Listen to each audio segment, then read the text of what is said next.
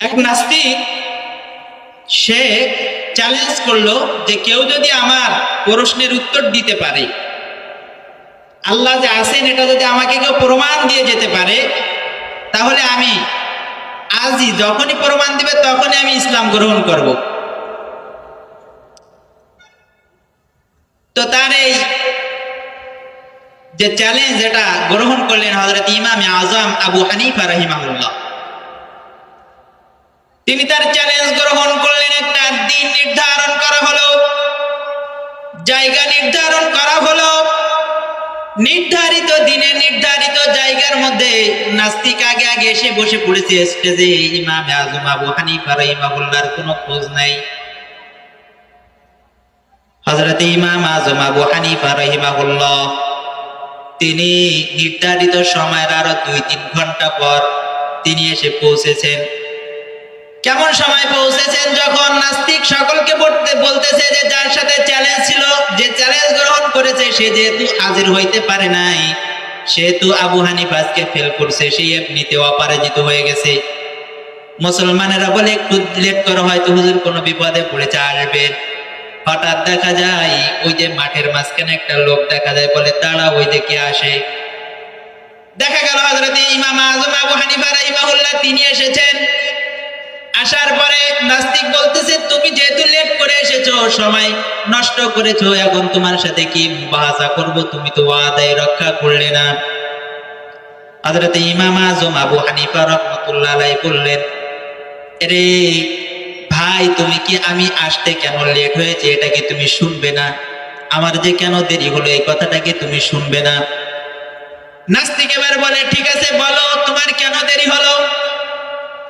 হযরত ইমাম আযম আবু হানিফা রাহমাতুল্লাহি আলাইহি এবার বলতেছে, আমি সুদূর কুফা থেকে এখানে আসি, মাঝখানে আমার বিশাল বড় একটা নদী। আমি যখন আসছি তখন নদীর মধ্যে নৌকা আর পাইলাম না, নৌকা পাই না, আসবো কিভাবে? নৌকা যেহেতু পাইতেছিলাম না, এই জন্য লেট হইতেছিল। হঠাৎ করে দেখলাম একটা বীজ কোথার থেকে আসলো, বীজটা হঠাৎ করে জমিনের মধ্যে পড়লো, একটা গাছ হয়ে গেল। গাছ হইতে হইতে বিশাল বড় একটা গাছ হইলো। এই গাছ হওয়ার পরে এই গাছটা আবার এমনি ফাড়লো, এমনিতেই ফেড়ে গেল। তক্তা বের হলো, ওর ইচ্ছা মতো লাগলো, নৌকা হইলো, আমাকে নিল, পার করলো। আর আসতে যতটুকু সময়, নাস্তিক কয়, তোমার সাথে কি মুবাহাসা করবো, তোমার সাথে কি বিতর্ক অনুষ্ঠান হবে? তুমি তো আগে মনে করতাম একজন জ্ঞানী মানুষ, এখন তো মনে হয় তুমি একজন নাদান, মূর্খ এবং পাগল। ইমাম আযম আবু হানিফা রাহমাতুল্লাহ আলাইহি বলেন, কেন তোমার মনে হলো আমি পাগল? নাস্তিক জবাব দেয়, আরে ইমাম, তুমি এই জন্য পাগল রে আবু হানিফা, তুমি এই জন্য পাগল, এই জন্য বলতেছি কারণ একটা গাছ সামনে এমনি হইতে পারে না, ও জায়গায় আগে বীজ লাগানো লাগে, কেউ লাগাইলো না, আমনি আসলো আর পড়লো আর একটা গাছ হয়ে গেল। আবার গাছটা কেউ কাটলো না, নিজে নিজে কেটে গেল, আবার নিজে নিজে তক্তা হইলো, নিজে নিজে নৌকা হইলো। এটা ফাজলামো কথা ছাড়া আর কোনো যুক্তি হইতে পারে না। ইমাম আযম আবু হানিফা রাহমাতুল্লাহ আলাইহি এবার ডাক দিয়ে বলেন, আরে নাস্তিক, একটা নৌকা যদি আপনি না হইতে পারে, নিজে নিজে না হইতে পারে, এত বড় আকাশ, এত বড় জমিন, কত গ্যালাক্সি, উপরের দিকে তাকা, এই যে সূর্যটা পৃথিবীর থেকে 13 লক্ষ গুণ বড় সূর্য, এই 13 লক্ষ গুণ বড় সূর্যের থেকে এক একটা তারকা আরো কোটি কোটি গুণ বড়, 13 লক্ষ গুণ বড় সূর্য থেকে 3 কোটি গুণ বড় একটা তারকা।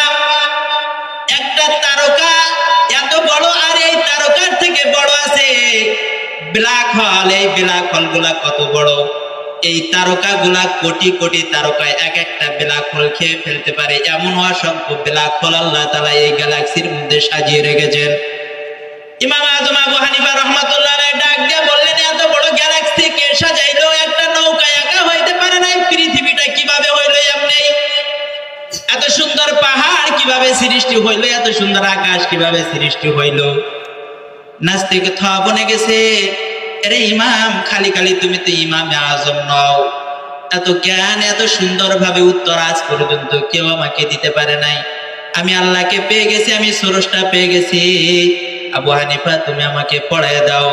লা ইলাহা ইল্লাল্লাহু মুহাম্মাদুর রাসূলুল্লাহ, লা ইলাহা ইল্লাল্লাহ